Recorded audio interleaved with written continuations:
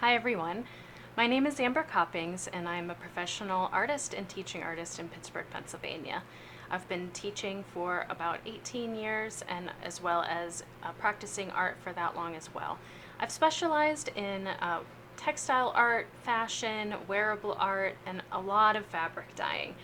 However, in the last few years, I've also been making my way through printmaking and drawing and painting. And throughout that journey, I have incorporated natural dyes and inks. And so this workshop is a way for you to be able to create your own inks and dyes using food waste. So using tea bags and avocado pits and skins. This is the most beginner fabric dyeing and ink making workshop, so it's great for anyone who has never done this before or for anyone who is doing this with their family, even with young children. The passive heat recipe, so that is the easiest way to make color happen for ink or on fabric, is going to be really appropriate for younger children with adult supervision and for families doing this together. And then there's also an active heat recipe, which is going to be great for older teenagers as well as adults, or perhaps for families doing this together. The passive heat recipe will be great as an intro activity, so please do that one first so you get some of the concepts and kind of understand a little bit more about the process, and then move into the active heat recipe. So before you move into learning more about materials and the process, I wanted to show you a little bit about what you could expect from the results of this workshop. So we're going to be using two materials, black tea and avocado pits and skins, and those are going to create specific kinds of colors. And right here are some ink examples.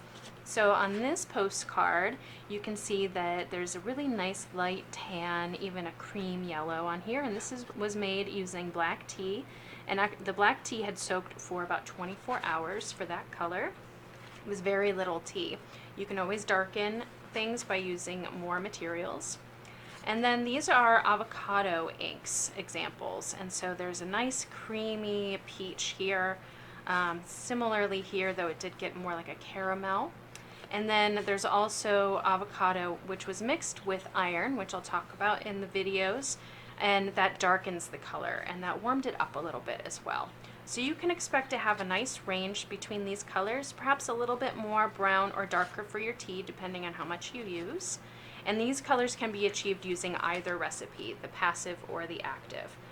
Other ink colors from other materials that you might see around would be marigolds, hollyhock flowers, walnuts, and as well as acorns. And these are really traditional inks that have been being made since medieval times, and maybe even for longer than that. In terms of fabric dyeing, you can achieve very similar colors using tea and avocado. So this is a vintage napkin that I dyed. I assume it is a cotton. All of the fabrics need to be all natural materials like cotton, linen, or silk. And this is, I believe, a cotton. It is vintage, so I don't know exactly what material it is. However, it took the dye really well, and the same recipes that you'll be able to do in this workshop dyed this fabric here. And then these are a range of avocados, and you can see it goes from a really pale pink to a bit darker here. And this is two different kinds of fabric, and so you can see that you might achieve, depending on what you use, different colors in the same dye bath.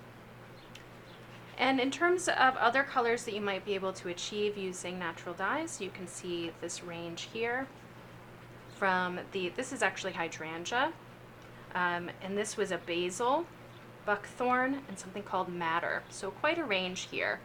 And a really striking example of two different colors that you might be able to achieve from the same dye bath is this hydrangea on silk, which it became kind of a periwinkle blue, to this dusty blue, which was on a cotton muslin.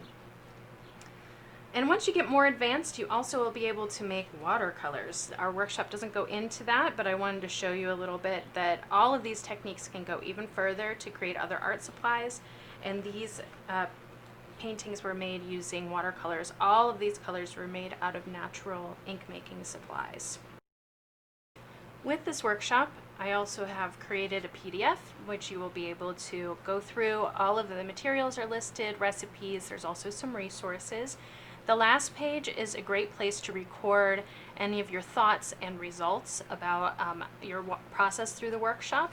It's really important to make sure that you record how long you left things in the dye pot and things like that. And so I've created a template that you can fill in.